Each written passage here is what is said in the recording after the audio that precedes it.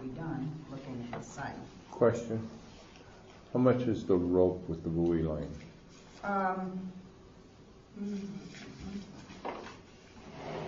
$3.85 a foot.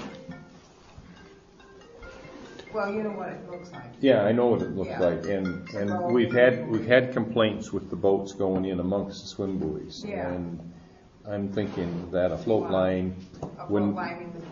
Yeah, that would do a better job keeping the boats out of the swim area. Would they get tangled? If they do, that's their problem, and if they get caught, they buy a new one. Yeah, I don't know. That's up to the board. That's what they want. But, you know, generally, they're not going to go in there if they have a risk of getting tangled. Any of us that have run boats with ski lines know how easy it is to get yourself tangled if you're not careful. Mm-hmm. Right. I would need What's to your know thoughts, from John about John? how many feet then.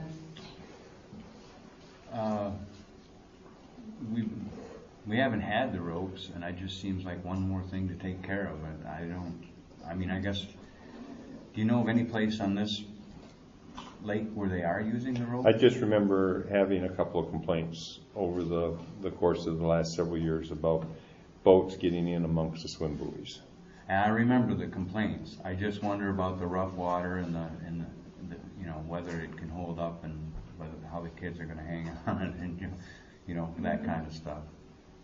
Yeah, I wonder how do they last over time? I mean, I've never. Are they nylon? It's nylon rope. Yeah, I'm sure it's nylon rope and plastic buoys, similar to the floats you're going to have on the ski line. Care about this big. Well, why don't we find somebody that's kind of an expert in it, right? I mean, what do you think? I mean, you're the expert. I'm not the expert. Is it something that can be added later? Or can it be added at any time? It can be added at any time. Well, for an example, when we were kids and it ran way out to the drop-off, that's what we used to get out there. We didn't have life jackets and stuff. So you hung onto that rope and kept going, and it could deter kids. If you don't have it, they won't be out there swimming where they might not. Maybe under their pants, but if they have a rope to hang on to, they're sure going to go as far as possible. Well, that's kind of what my concern is. You fix one complaint to create another. I don't know. Well, why don't we do this? Why don't we just have a motion to get the buoys ordered and then follow up on the rest of it? Would that include you already got the chain? So Well, we got the chain. Yeah, I don't know. She's got 269. I don't know what his. It was something. Well, that was for 45 feet. feet. Okay. That's the 45-foot price. Now it may be more if you buy less. Yeah. I don't know. I would make a motion for the buoy and the anchors, And the cement. the cement anchors. Well, then I want to add the chain. I mean, if we're going to do it, we might as well not have to come back to the board for the chain. Although I could probably do it on my own. On my $500. Right? I'm okay. I'll add it to the motion. It's real cheap. I'll add chain to the motion. Chain.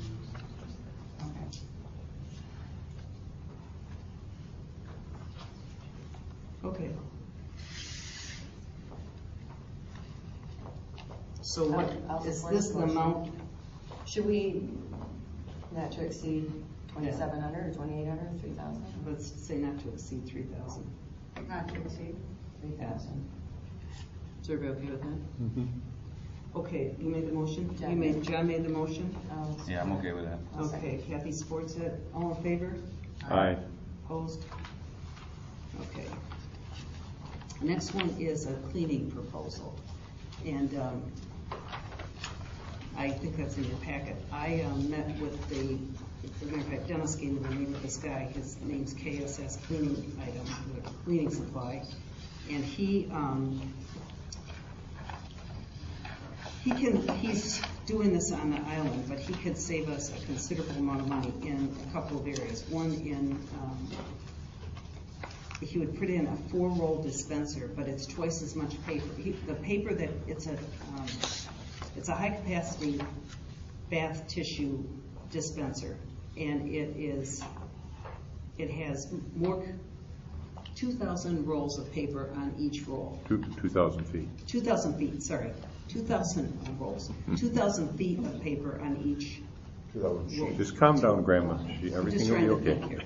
2,000 sheets of paper on the rolls, if I got it right. So it's twice as much paper as what you would have a standard 4-roll dispenser. And our issue has been, of course, running out of paper. So his proposal was we could put 2 in there. He wouldn't charge us for the dispensers, which I think that's pretty standard. And then we would spend per case $33.85. He also proposed that we get soap dispenser, which would be free, and our soap would be $49.50 per case. And I think we've had,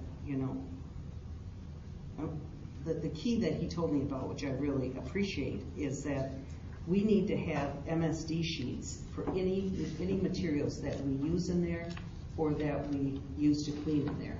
So that if some kid wanted to lick the wall, which, God knows they might, we need to be, and they got sick, they would call us and we would have to tell them what was in our cleaning products. And today, using stuff from Walmart or wherever we're buying it from just doesn't meet that criteria. So he also suggests that we use, and he's got this super disinfectant cleaner, half-gallon concentrate, which makes 32.5 gallons, and it becomes it's $20.45 each, so it's 63 cents per gallon, ready to use. You can do your glasses, you can do your mirrors, you can do anything with it. And then he suggests a floor cleaner. Now, and you can see that 64 gallons, $19.85, 30 cents a gallon. He also has a premix bowl cleaner at $2.25 each. Now, my proposal is not that we immediately go with him, although I would like to go with him, but I would also like to have him come and take a look at our facility, which he has not done yet. I took pictures of it and gave it to him and told him some of the issues that we're having, but he also thinks he could help clean this floor. I told him we always had problems with this floor getting clean, and he said he thinks these materials could clean this floor. So I don't know, but I'd like to give it a shot. So what I'd like to propose is that we, at least go with him on the toilet paper, and we get going in, because we're in the heavy season. The guy lives in Lansing, his business is in Lansing. He stops by every Wednesday, so we can, we would have all the chemical products for our files, and all the MSD sheets. He'd train Mandy on how to handle it. And I think he'd need to train us. I think we need to be trained, so if somebody calls, any one of us would handle an MSD issue. And I'd like for us to consider doing this and stop buying, products anyplace else, and just go to a standard 5 or 6 products. Just seems like it's much more cost effective, and I think it'll be, it'll put us in much more compliant than we are right now. What's that? Over here. Oh yeah, absolutely. I misunderstood. Yeah, I wanted to come in. I was looking more at the bathroom, but I really wanted to come and look at here, at this. So if we could have a proposal that we would move with him, I guess what I'd like to say is we have a proposal that we move with him, we get on with the toilet dispensers, and then we have him come and do an assessment of our whole situation. I'll be more than happy to spend time with him, as I already have him walk him through everything we have, and then come back to you with what we propose on the cleaning, because I really haven't seen his cleaning supplies. I don't know, maybe you have seen what he's proposing for cleaning. Well, you only know what the mayor's assistant and our maintenance foreman have told me, and they're very satisfied with this guy. The mayor's assistant, who also handles the budget, said that going this way, I think we were using one of the food companies, Cisco or Gordon, for all of our stuff. And this guy cut the cost for the city by 40%. And then the cleaning thing is what Sid, he's the foreman on, he likes, because now he has 2 products that he uses to clean all the restrooms with. He doesn't have a whole bucket load of stuff And they did exactly what you said he would do. I just accidentally walked into a conversation with them, and he was in there, and that's when I gave him your name to go talk to you about it, because I knew you were trying to find something. But anyway, he took the staff and trained them in the stuff. So I know right now they made the switch this spring, and all I'm hearing is positive feedback now. So, and I've only met the guy once. So I've only met him twice, but he's just been super responsive.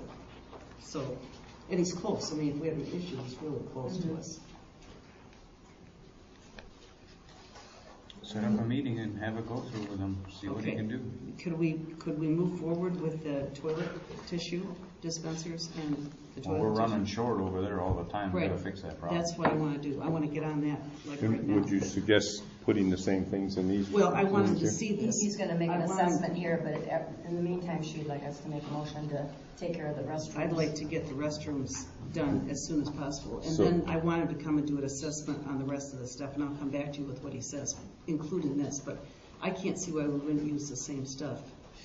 I don't know if we need the big one, but if he has a high capacity, I mean, it certainly would save time.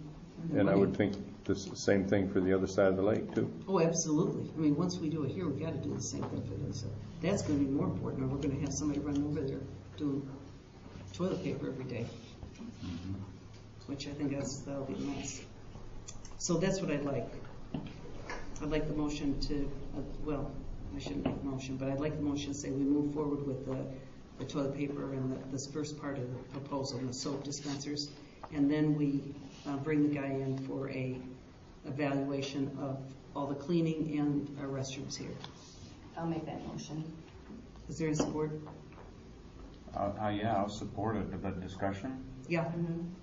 Is there a limit to the cost? Do we know what the cost? I mean, Well, you he's know got what the per cost right roll. on here. So 12 bath tissue is $33.85 a case. And 4 cases of soap is $49.50. So he's got that would be the money we'd be paying for For the products. for the Dispenser products. comes with That it. we The buy. dispenser's free, And yeah. then there's, okay. Yep. Is there any other questions, any other discussion? All in favor of the motion? Aye. Opposed? Okay, good.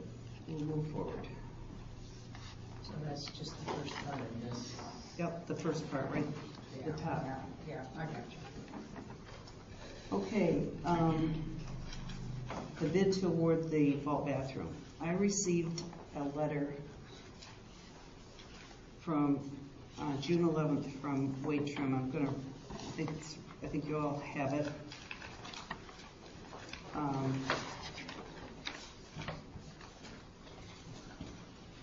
And basically, I guess, do I need to read this? Do I need to read this letter, or Kathy, I know you're interested in this. What would be your pleasure here? Well, we had a recommendation by Wade Trim prior to this for, we had C&J, and we also had on June 11th, he did state that he was not opposed to the other bidder, which was environmental excavating and contracting. Well, I think maybe for the public, let's read the thing, because this makes it pretty clear. Enclosed please find a tabulation of bids for Mullett Township Boys Pet Park new vault toilet and storage building project, which were open at 7:00 p.m. on June 3rd, 2014. 2 bids were received: C&J Excavating and Trucking Incorporated with a total amount of $33,246, and Environmental Excavating and Contracting Incorporated with a total bid amount of $44,910. The engineering estimate is $61,016. The addendum that was issued as a result of receiving no bids on May 27, 2014, included allowing the contractors to note any contingencies to their bid on the proposal form, and the Township Board will assign a value to the contingencies to determine the best competent bidder. We have met with the apparent low bidder, C&J Excavating and Trucking, to discuss the project in general and more specifically to address irregularities associated with the bid. C&J Excavating and Trucking has made the following offer in place of material bond. C&J has offered to show payment in full receipts for materials used on the project prior to requesting payment. In place of labor bond, C&J has offered to provide waivers of liens for any labor used on project prior to work. Performance bond would not be provided, and the contractor does carry the required insurance and will include Mullett Township and Wade Trim as additional insurers. Please note that their contingencies were not noted on the proposed form. I have discussed the project in detail with Environmental Excavating Contracting. They have a good understanding of the project, appear to have the appropriate equipment to accomplish the work, and have performed similar work. The only contingency noted in their proposal is for the completion date to be extended to the 27th of August 2014. They are willing to add the condition that the park will be under construction for a maximum of 40 calendar days. I also understand from talking with you, and he wrote the letter to me, that the Township Board supports maintaining the integrity of the bidding process to the greatest extent possible and not applying a large value on bidder contingencies. We do not object to awarding the contract to Environmental Excavating and Contracting Incorporated with a total contract bid amount of $44,910 and feel that they are the qualified contractor for this project. We have attached one copy of the notice of award for your signature after the Township reaches a decision to award the contract. After you sign the notice of award, please return blah, blah, blah, blah, blah, blah, blah. So, I mean, in essence, you know, I think Kathy and I met with Paul, and the essence of this is that they did not follow the bid process. And Kathy, you might want to make your comments about, you know, Kathy is as a total expert in this area, by the way. When the bids were first opened, they did not have a bid bond. And normally that bid is to be put aside. They're not a qualified bidder. That bid was red. And then the next bid was red also. Also on C&J, they did not acknowledge the addendum. They did not have unit cost. They just did not follow the bid processing, and that's why you have a bid booklet and to follow the process. And I felt very strongly to meet with Paul because he had already had a notice of award for MaryAnne to sign, and I kind of intercepted that and thought that he didn't even check with the other bidder and bring them in after the post bid. He did this a couple days later after MaryAnne and I met him. I just feel that the lowest qualified bidder is environmental out of Alpena.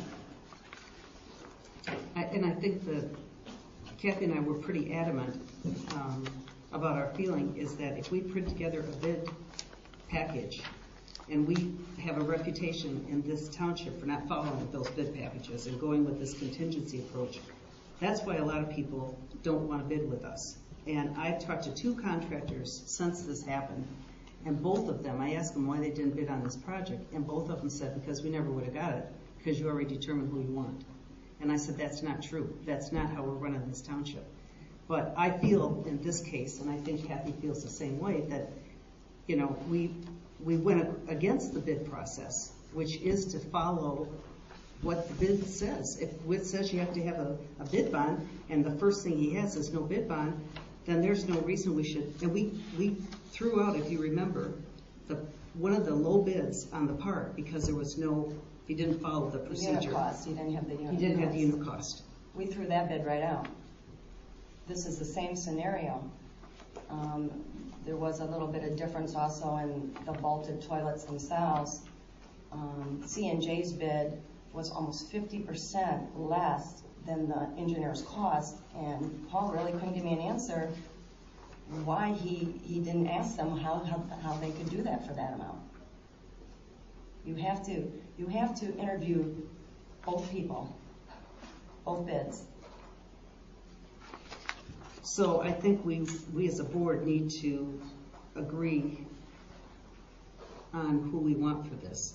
I mean, and I think we need to also agree on us following what our bid package is in the future to the letter, which will mean we'll have to change the process. The purpose of a bid package also is to make the playing ground, you know, make it even. we could have had maybe other people bid if they would have known, I didn't need a bid bond, and I didn't need this, and I didn't need that. But some of these did not bid due to, you have to follow this process. It was in the bid requirements, and it was not followed by C&J.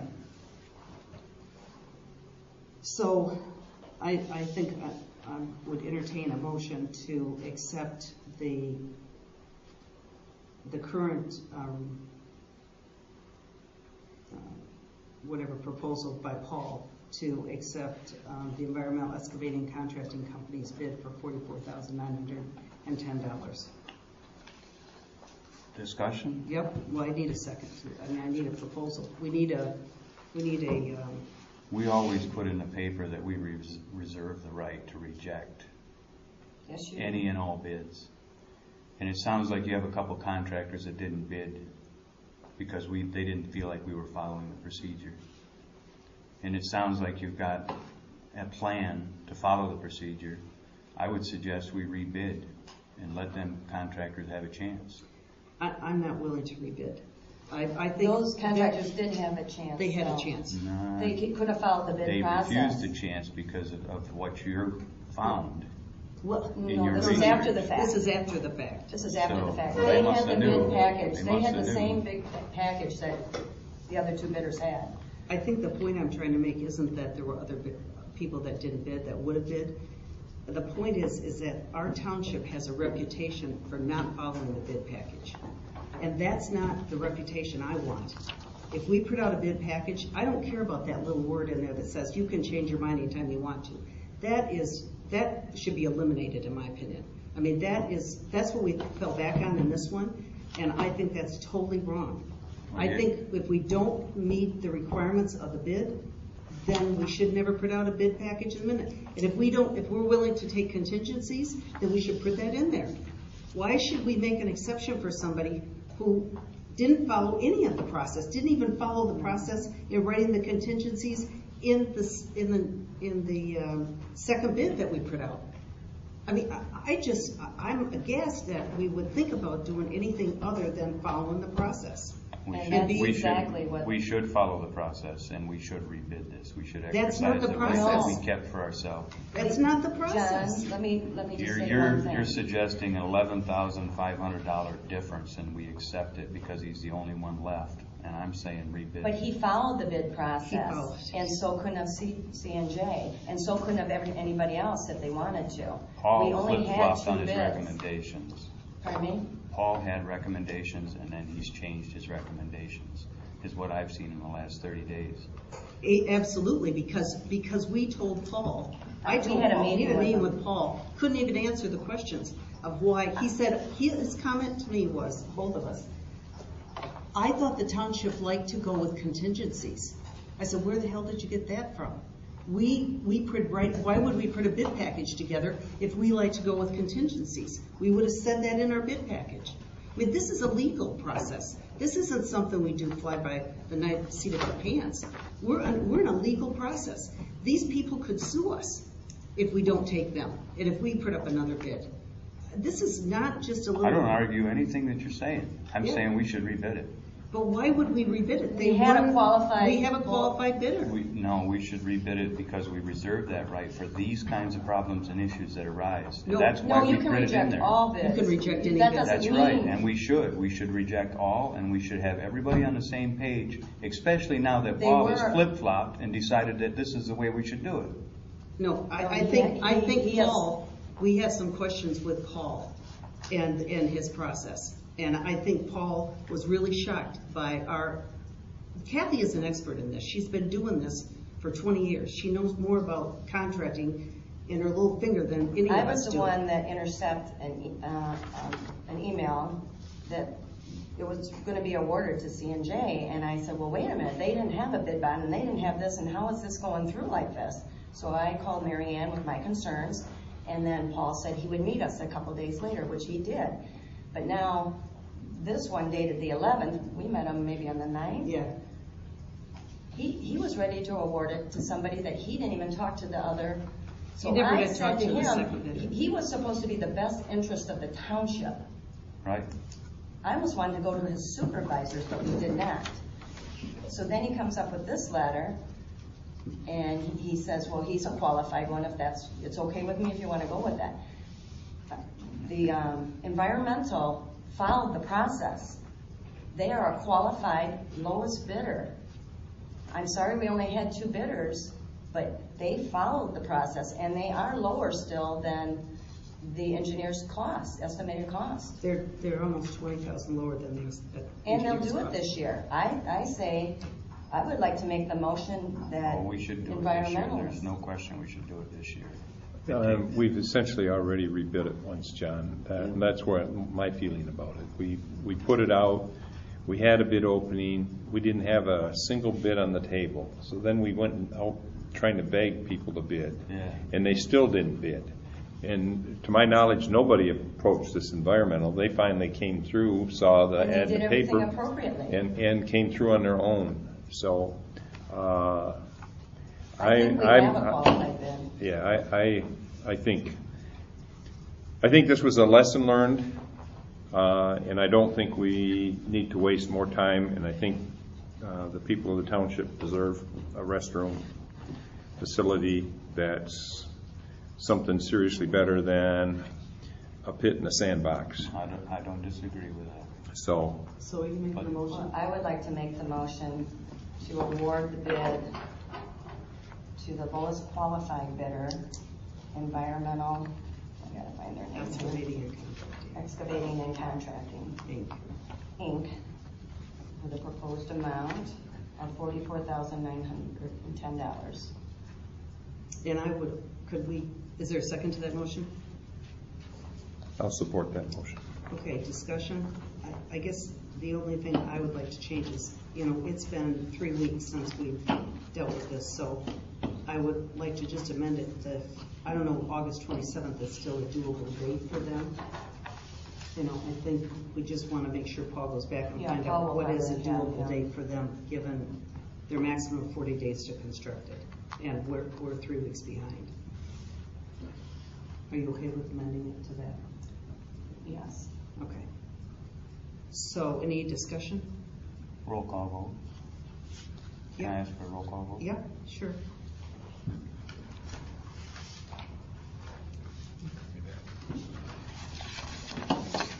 John, No. Dennis, Yes. Marianne, Yes. Abby, Yes. Rachel votes no. Okay, here's the signed document. Rachel, you can execute it. The originals, I brought the originals so you can sign it. Okay.